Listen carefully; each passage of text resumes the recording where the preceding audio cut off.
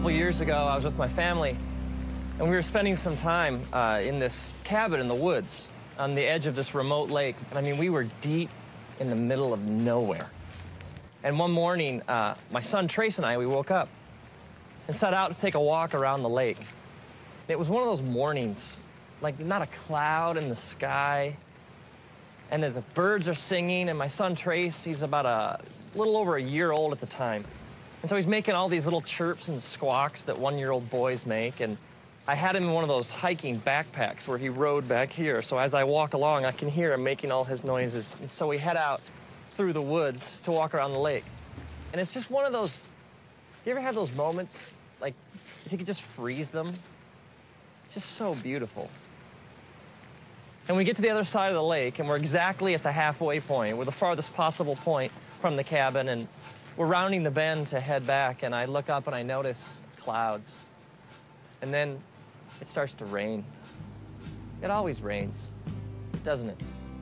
It's interesting because the scriptures say all sorts of things about rain and storms. When Jesus is teaching about what it means to live like the fullness of life in his kingdom. When Jesus speaks of it, he speaks of two different people. He speaks of a person who builds their house on sand, someone who chooses to reject his teachings, and someone who builds their house on rock, who chooses to build their life on Jesus' teachings. And then the metaphor he uses is that of a storm that comes, and the person who rejects his teachings and his truth, essentially the house built on sand just gets destroyed, but the house that's built on rock stands. So this idea, Jesus says, when the rains come, it's not like they might, they do. It rains in our lives, a lot.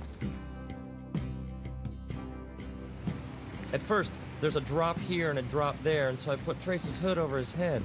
But what I didn't know was that he pulled it off. And so gradually the drops, they get bigger and bigger, and they fall faster and faster. And in no time, it is pouring. I mean, the kind of rain that just soaks, it plasters your hair against your head, and the kind that just drenches your clothing. And at first, Trace, the thunder and the lightning, he's okay, but as it picks up and it gets louder and louder and the wind becomes more intense and the trees start to shake, Trace becomes more and more agitated. I can feel him, like on my back. And at first he starts to whimper, and then he lets out kind of a little shout here and there, but in no time, Trace is shrieking at the top of his lungs. I mean, the wind is blowing, it's thunder and lightning, and we are just getting plastered with this heavy rain, and the trees are no longer providing any shelter. And Trace, just from like deep in his being, starts to yell and cry so loudly and with such passion and terror in his voice. It's interesting, because if you take like the word cry and you search the scriptures, you find this word comes up over and over again. Like even the book of Psalms, just the book of Psalms, if you're like start reading through, it speaks over and over and over again of crying out to God. And God says these amazing things, like he says, when you cry out to me, I listen. He even says, I cannot ignore the cry of somebody who's afflicted. It's like if I'm hurting, lost, soaking wet, scared, confused, God says, you cry out and I hear. God even says that when you cry, he's close to the brokenhearted. He's close to those who cry out and admit they're scared, lost, soaking wet, and confused. See, there is this false, twisted idea out there among religious people that somehow you gotta have it all together to have a relationship with God. That like somehow God's only looking for people who have no problems and have it all nailed down and can put on like the happy face all the time. And yet the scriptures speak directly against this kind of thinking. I mean, Jesus is even just straight ahead, and he says, come to me, all you who are weary and heavy laden. I mean, the essence of salvation is crying out to God and admitting, I don't have it all together. It's admitting, I am lost, I am hurting, and this sinful nature that I carry around with me has really screwed things up for me. And God, if you don't show me the way home, if you don't fix things, if you don't step in, I am dying here. And this kind of thinking is all throughout the scriptures. It's over and over again. God says to us, when you come to me with all your junk. Come to me with your problems. Come to me all screwed up, all messed up. Let me take care of it. Jesus even sets out looking for people. He even says this. He says, I'm not looking for the healthy. I came for the sick. It's interesting if you think about the storm from Trace's perspective. For Trace, the storm is his reality. He sees nothing else. The lightning and the thunder and the trees swaying and the raindrops and the water just dripping off him, it's all he knows. He sees no reality beyond this storm.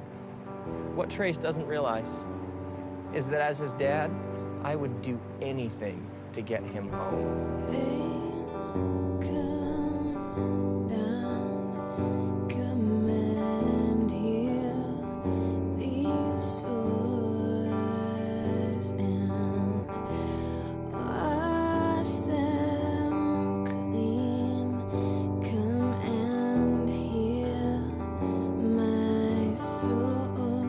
So at this point, Trace is shrieking at the top of his lungs in stereo right behind my head. And I stop, and I kneel down, and I take him out of the pack, and I pull him close to my chest, and I wrap my arms around him, and I hold him so tightly up against my heart. And for the last mile of our walk, the entire time, I bend over and I whisper into his ear over and over again, I love you, buddy. We're gonna make it. Dad knows the way home. We're gonna make it. I love you, buddy. And over and over and over again, through the storm, I carry him home, clutched tightly against my chest, whispering, I love you, buddy. We're gonna make it. Now imagine if, like, years later, Trace is in therapy or something, and he drags up this repressed memory of the walk. And he comes to me and he's like, Dad, what'd you let me go through that for? I got all this junk inside me. I thought you loved me. How could you have exposed me to something that horrible, that storm? I mean, why didn't you protect me? I would be crushed. Because for me, that walk was one of my deepest, most intimate memories of my life with my son. I wouldn't trade that experience for anything. Maybe you're bitter or you got all this anger inside because of some things you've been through, some storms in your life. And you're wondering if he really loved me, if God really was there, he wouldn't have let me go through that. And maybe God is saying, no, man, don't you understand? I got to hold you tight. And I got to remind you over and over again, I love you, buddy. As it says in the scriptures, the book of Deuteronomy, chapter 1, God's reminding his people of how good he's been to them. He says, remember, I carried you like a father carries a son. And now, may you, when you're soaking wet, lost, hurting, and confused, may you cry out, and may the creator of the universe take you out of your path. May he hold you tight up against his chest. May he wrap his eternal loving arms around you, and may you hear him whisper, I love you, buddy.